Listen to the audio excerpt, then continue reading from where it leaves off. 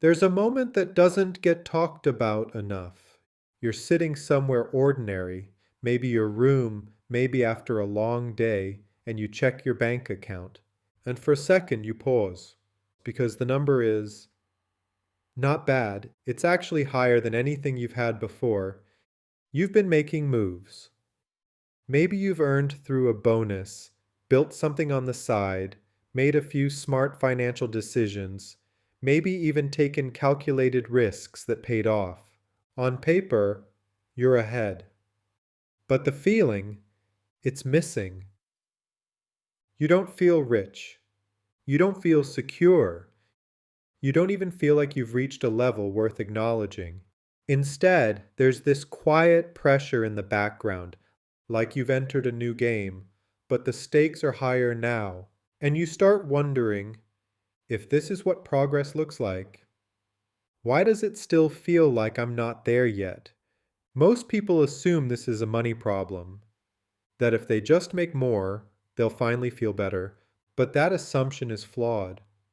Because the feeling of being rich isn't created by absolute money. It's created by a ratio, what you have versus what your life requires versus what you expect. Three variables, not one. And the problem is, most people only focus on increasing the first one, income, but the other two, they quietly expand at the same time. Your lifestyle adjusts, your expectations upgrade, your exposure changes. So even if your income doubles, your feeling might stay exactly the same. And if you zoom out for a second, this actually makes sense. Think about how your own life has changed over the last few years. There was a time when even a small amount of money felt significant. You remember it. That first payment, that first profit, that first moment where money felt like progress. But now, that same number wouldn't even register. Not because you became ungrateful, but because your baseline shifted. Your brain updated its definition of normal, and once something becomes normal, it stops feeling like progress. There's a concept in psychology called hedonic adaptation. It means humans return to a baseline level of satisfaction no matter what changes externally. You get something new, it feels exciting, and then it becomes normal. Now apply that to money. When your income increases, your brain doesn't register it as extra for long. It quickly reclassifies it as standard, which means your emotional response resets. But what's interesting is this doesn't just apply to spending, it applies to earning too. Even your wins lose their emotional weight over time. The first time you make money, it feels like a breakthrough. The fifth time, it feels expected. The 10th time, it feels like baseline. And suddenly, you're working harder for numbers that don't even feel exciting anymore. But here's where it gets more practical. Your financial life runs on three layers: income, expenses, and what's left over, your surplus. Most people think wealth is about income, but the feeling of wealth is driven by surplus, because surplus represents optionality. It represents how many choices you actually have. If you earn 100,000 and spend 90,000, your surplus is 10,000. If you earn 300,000 and spend 290,000, your surplus is still 10,000. Different lifestyles, same psychological position, but here's the part most people miss. Surplus is not just a number, it's time. If your monthly expenses are covered for 6 months, you've bought yourself 6 months of breathing room, 6 months where you don't have to react, 6 months where decisions become intentional instead of urgent, and that changes how you feel more than any income jump ever will. And this is where things get subtle, because most people don't increase their expenses aggressively.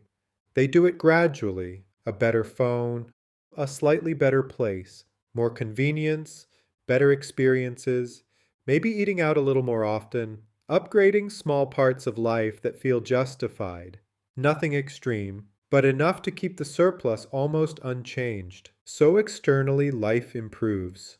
But internally, nothing shifts because your margin didn't change. And without margin, there's no psychological upgrade.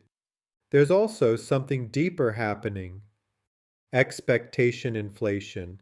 This is different from lifestyle inflation. Lifestyle inflation is what you spend. Expectation inflation is what you believe you should have by now, and this one is more dangerous because it's invisible. It doesn't show up in your bank account. It shows up in your thoughts. The more you learn about money, business, investing, the more you realize what's possible. You start understanding scale. You see people building companies. You see capital moving. You see how quickly things can grow when leverage is applied correctly. And that's when your internal benchmarks shift. Suddenly, what once felt impressive feels average, not because it is average, but because your lens changed. And this is exactly what happens when you go from not understanding money to actually being in the game. Your awareness grows faster than your results. And that gap, that's where dissatisfaction lives. There's another layer most people don't talk about: decision pressure. When you don't understand money deeply, you spend freely. There's less friction, less analysis, but when you start understanding it, every decision becomes heavier because now every dollar has an alternative use. You could spend it, you could invest it, you could allocate it into something that compounds, you could use it to build something larger. This is opportunity cost awareness. And while it's a sign of growth, it also creates mental load because now money isn't just something you use, it's something you constantly evaluate. Even small purchases start carrying invisible questions. Is this worth it? Could this be better used elsewhere? Will I regret this later? And over time, that constant evaluation starts replacing the feeling of ease, which is why sometimes, even with more money, you feel less relaxed. Then comes comparison, but not the obvious kind. You're not comparing cars or clothes anymore. You've moved past that. Now you're comparing trajectories, speed, scale, execution. You see someone your age scaling faster, someone closing bigger deals, someone building something that looks ahead. And even if you're doing well, your brain focuses on the gap because your comparison group has changed. Earlier, you compared yourself to people around you. Now you compare yourself to people ahead of you. And when your reference group shifts upward, your perception shifts with it, which means your sense of progress becomes harder to satisfy. At some point, you start seeing the pattern. It's not that you're not making progress, it's that your internal system keeps recalibrating. Income goes up, expectations go up, exposure goes up, decision complexity goes up, and the feeling stays the same. Not because nothing changed, but because everything changed together. So chasing a number becomes a flawed strategy. Because the number isn't the problem, the system is. And once you see that, you stop asking, how much more do I need to feel rich? And start asking a different question. What actually creates that feeling in the first place? And this is the turning point. Because the answer is not a number, it's control. Control over your time, control over your decisions, control over how dependent your life is on the next inflow of money. Because think about it. If your lifestyle depends entirely on next month's income, even a high income feels fragile. There's no margin for error, no room to pause, no space to think long term. But when you build buffer, when your expenses are covered without immediate pressure, when your life doesn't collapse if income slows down, something shifts internally. You stop reacting and start choosing. And that shift, that's what actually feels like wealth. So what do you actually do with this? Not in theory, in real life. You start paying attention to your gap. Not just how much you make, but how much you keep, because that gap is what funds your freedom.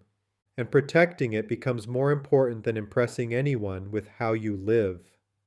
You start measuring progress differently, not just by income milestones, but by how much of your life is already covered, how many months you can operate without pressure, how many decisions you can make without urgency, because that's a more honest signal of where you stand.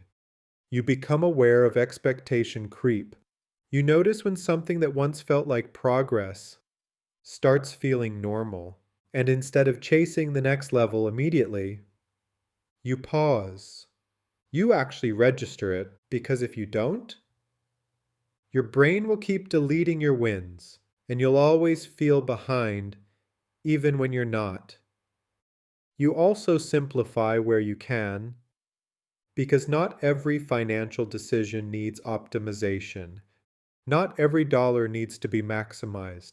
There's a cost to constant optimization, mental fatigue, decision exhaustion, and over time, that cost compounds too. Sometimes, choosing simplicity is the more efficient decision, not financially, but psychologically. And maybe the most underrated shift, you stop tying your sense of progress only to visible outcomes, because a lot of real progress is invisible. Better judgment, stronger decision making, understanding risk, thinking long term. These don't show up in your bank balance immediately, but they change your trajectory in ways that numbers eventually reflect. The truth is, you're not supposed to feel rich all the time. That feeling isn't permanent, it's situational. It shows up in moments, moments where things feel under control, where your money isn't controlling you, where you're not reacting, you're choosing. So if you don't feel rich yet, it doesn't necessarily mean you're behind. It might just mean you've grown faster than your internal definitions. You've outpaced your old benchmarks, but haven't consciously built new ones. And once you understand that, something relaxes. You stop chasing a number to fix a feeling and start building a system that actually supports it. A system where income grows, but expectations don't run ahead unchecked, where lifestyle improves, but surplus doesn't disappear, where decisions are intentional, not reactive, because eventually there comes a point where you don't need your life to look rich anymore. It just starts to feel stable, calm, intentional, less noisy, less urgent, more under control. And that's when you realize something simple. You were never as far behind as you thought. You were just measuring it wrong. And once you measure it right, you don't just build more money, you finally start feeling what you've already built.